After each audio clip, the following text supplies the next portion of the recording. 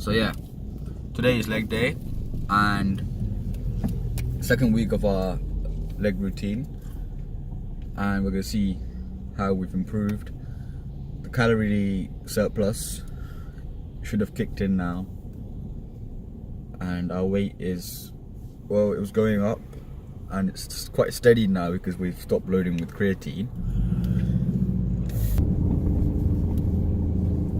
So the biggest thing that has come from training legs for this amount of time is that you learn so much, and like your mindset and how hard you need to train. So like until like a few years ago, until like last year, I wouldn't train legs as hard as I would say do arms or back, because firstly it takes more effort, because especially doing squats, it's a whole body kind of thing, and pushing yourself in that way is much harder, takes up more energy. And also, like, you need to think that legs, like the growth of your legs is important. I didn't really think, oh, I need to train my legs so hard, because you don't really see like, oh, big leg muscles as like when you're younger. You're like big arms, big chest. That's what's like most appealing to you when you start training. So once you start lifting more weight, you will start liking it, and you have to kind of like it to make improvements, I think, because if you don't like it, you're not going to be willing to push yourself. And in terms of squat, you need to be in such a, like, for me, I need to be the most focused when I'm squatting, because it is the hardest for me, and if not, I'll just fail. So and technique wise, it is practicing your flexibility, and the more you squat, the easier it becomes. Yeah, I agree with that. I agree. I think because even compared to deadlift, which is probably a more tiring thing to do, it's less of a focused movement, because you are just pulling the weight up, and obviously you have to make sure your back's not bent and that you're dragging the bar close to your body and all of that. But with a squat, you have to keep your back tight and like your core engaged, which is a bit more difficult than with the deadlift, I think, personally. I just think it's more of a mental challenge compared to the other lifts, keeping your form tight when the weight gets heavy.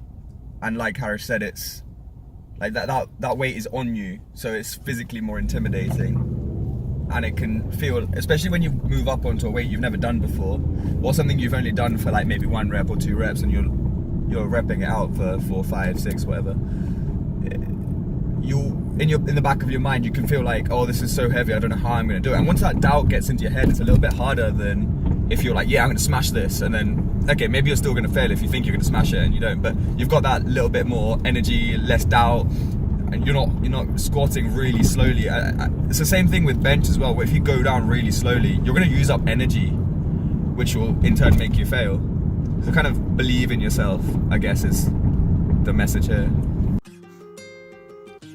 We start the session with a few warm-up sets for squats.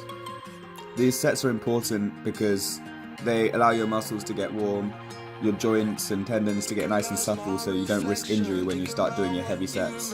So really important to do these warm-ups. Make sure you do them. Now onto the program that we're going to do for squats. Today we did 3 sets, and the first of these sets was 4 reps. And then the second set, a little bit heavier, 3 reps. And the last set, the heaviest of them all, 2 reps. These are all based on a percentage of our 1 rep max, and week by week this program changes, but this will give you a rough idea of what we do.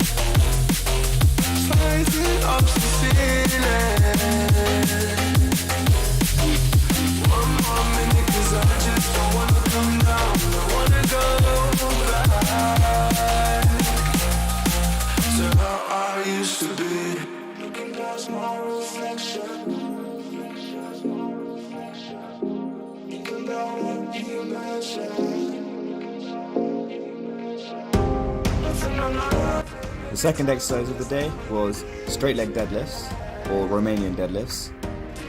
These target the hamstrings, a bit of an isolation exercise. And with this, it's not so much about the weight, it's more about keeping your form and making sure your hamstrings are engaged. But a really good hamstring builder.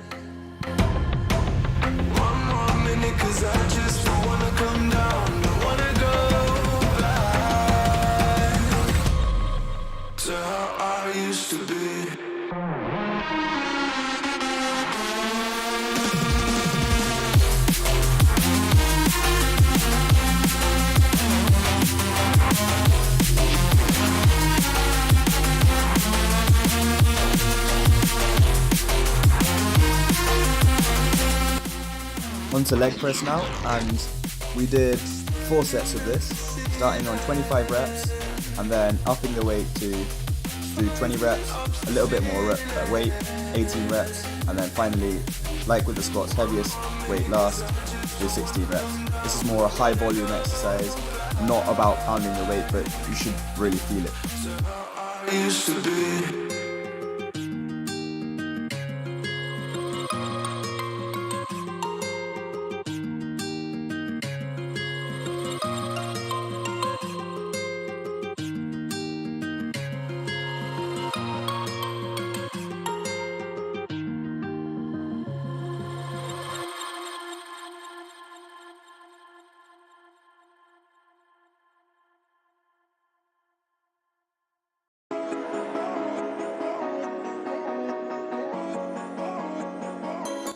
A few calf raises were done to build our calves. This is something that we haven't been training as long as we should have, so now we're making sure that we train them on every leg day, and again really feeling that muscle connection from our minds and making sure we're using our calves and nothing else and really stretching them.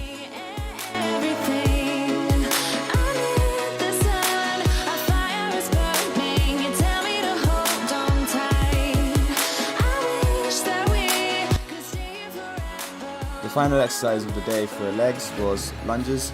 These are a real good finisher, absolutely killed them off. It makes me wanna move. Fingers down your spine, looking in my eyes, feel your hands on mine. Tonight we're freer than ever. I wanna remember.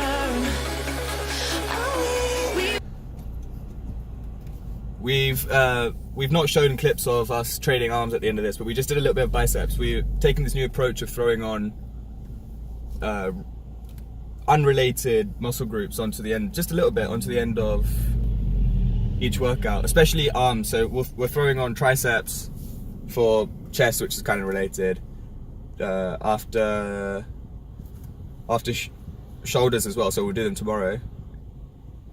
And then we've got an upper body day where we'll train both biceps and triceps. Then biceps at the end of back naturally, but also after legs. So we're hoping to see a bit more growth in our arms. And then we did a few box jumps and stuff as well. Another thing when training legs is it's easy to lose motivation after doing squats because you're so tired, and like it's important to do the other exercises as well. So you want to make sure like you keep your energy going throughout the workout, and you want to push yourself in every exercise in every possible way so you make the most possible gains. It's so easy to slack with legs, where it's like, oh, I'm tired, like my legs are a bit shaky, I must be done, or my back hurts a little bit. Because sometimes when training legs, your back, if it hurts in a bad way, then stop. Obviously, know when you're overtraining and hurting yourself. But like sometimes you'll get a little bit achy, especially if you're training something like deadlifts or straight leg deadlifts and stuff. You're going to be using your back, so it's going to ache a little bit. But you have to keep pushing and really keep training to as hard as you should be. Another note on our workout today, I would say, because we're training twice a week, we've got a bit more flexibility in how we split. So stuff like hip thrusts and leg extensions, we've thrown onto the other workout because this one is so squat kind of heavy. It just takes a lot of energy. So we've done like heavy squats, high rep on leg press, a few finishers, calves obviously, and then the other day we'll do the more sort of isolation based exercises, as isolated as you get, other than straight leg deadlifts, which we do today because we're going to do deadlifts with back on Wednesday.